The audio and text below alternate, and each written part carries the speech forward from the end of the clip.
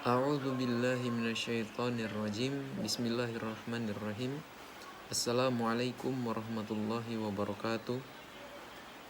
Alhamdulillah nahmaduhu wa nasta'inuhu wa nastaghfiruhu wa asyhadu an la ilaha illallah wa na'udzu billahi min syururi anfusina wa min sayyiati a'malina. May yahdihillahu fala mudhillalah wa may yudlil fala hadiyalah. Asyhadu an la ilaha illallah wa asyhadu anna Muhammadan abduhu wa rasuluhu. Amma ba'du. Baiklah, pertama-tama perkenalkan, saya Temi Rahardi Makalalag, mahasiswa jurusan Pendidikan Bahasa Arab semester 6 YIN Sultan Amai Gorontalo. Dalam kesempatan kali ini saya akan menjelaskan tentang supervisi pendidikan secara umum. Tentu teman-teman sekalian yang ada di lingkungan perkuliahan atau sebagai mahasiswa tentu sudah mengenal tentang apa itu pendidikan. Apalagi kita sebagai mahasiswa yang ada pada jurusan pendidikan tentu sudah mengetahui hal tersebut. Nah, pada kesempatan kali ini saya akan lebih dominan menjelaskan tentang pengertian supervisi. Nah, apa itu supervisi? Dalam hal ini saya akan membahas pengertian supervisi dari 3 sudut pandang, secara etimologis, morfologis, dan secara semantik. Seperti yang dikatakan Eccles pada tahun 1983, secara etimologis, supervisi berasal dari bahasa Inggris yaitu supervision, yang berarti pengawasan. Nah, dan pada tahun yang sama juga Oteng berpendapat bahwa istilah supervisi sering disamaartikan dengan directing, yang artinya pengarahan. Nah, secara morfologis, menurut Ametembun pada tahun 1981, supervisi sendiri berasal dari 2 suku kata dalam bahasa Inggris, yaitu supervisi, super, dan visi atau vision. Nah, super biasa diartikan dengan di atas dan lebih, sedangkan vision diartikan dengan dilihat, ditilik, dan diawasi. Maka supervisi artinya melihat, menilik, maupun mengawasi dari atas, sekaligus mengartikan bahwa orang yang melakukan kegiatan supervisi berada di atas orang yang dilihat, ditilik, maupun diawasi.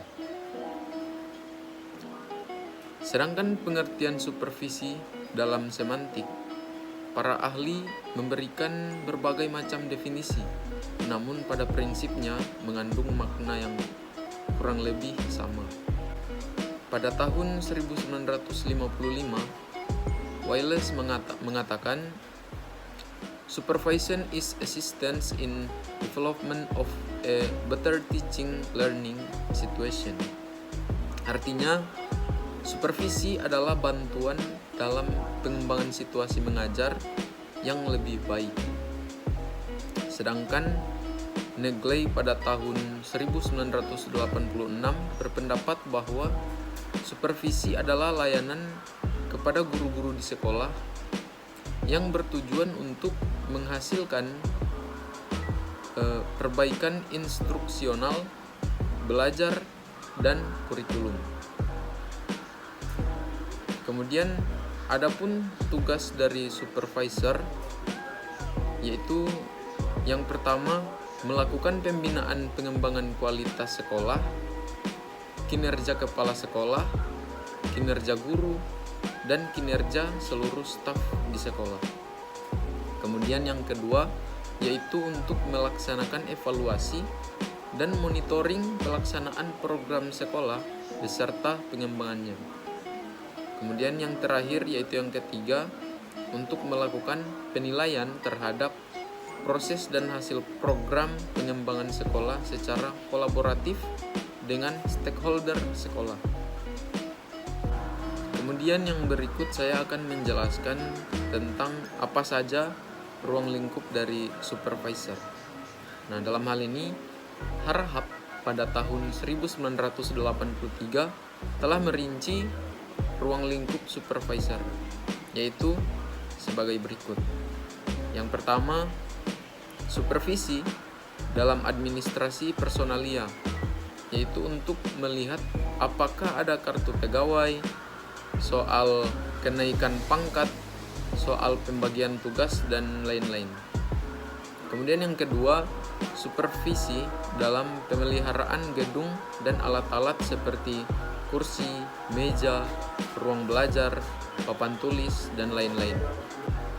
Kemudian yang ketiga yaitu supervisi dalam penyelenggaraan perpustakaan, yaitu soal kondisi buku, pelayanan ketertiban, dan lain-lain. Kemudian yang keempat yaitu supervisi dalam administrasi keuangan, seperti ingin melihat apakah pengeluaran sesuai dengan aturan, ketetapan pembayaran gaji atau honor lainnya kepada pegawai dan guru. Kemudian yang kelima yaitu supervisi dalam pengelolaan kafetarian, yaitu soal kebersihan tempat dan makanan, serta tentang ketertiban siswa yang jangan sampai menjadi tempat bermain, bolos, ataupun merokok.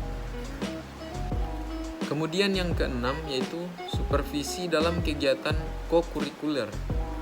Apakah sampai mengganggu kegiatan belajar siswa, kesehatan, dan keamanan. Nah, supervisi klinis ini adalah supervisi yang pelaksanaannya dapat disamakan dengan praktek kedokteran, yaitu hubungan antara supervise dan supervisor, ibarat antara pasien dan dokter. Baiklah, sekian sedikit penjelasan dari saya tentang supervisor secara umum. Billahi taufiq wal hidayah. Assalamualaikum warahmatullahi wabarakatuh.